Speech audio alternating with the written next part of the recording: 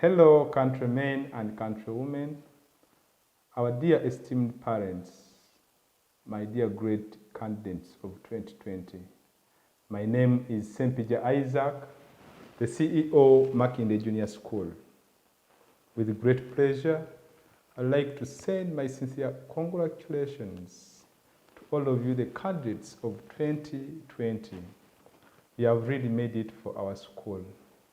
Thank you very much for this performance you have portrayed. Most especially, I would like to send my sincere appreciation to PrimeLearn Online Education Solutions. For this platform provided a good learning environment for all our candidates during the lockdown. It is by their efforts that our performance has been portrayed as you are seeing on the screen. We really appreciate the energies invested in by all the educators of PrimeLearn, the instructors who shoot their videos on PrimeLearn, such that you shared such nice educative lessons with our learners.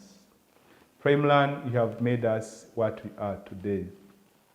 To the rest of the schools out there, please, the website is here. An opportunity is here via PrimeLearn. Let us use it. Let us use the opportunities that they have provided.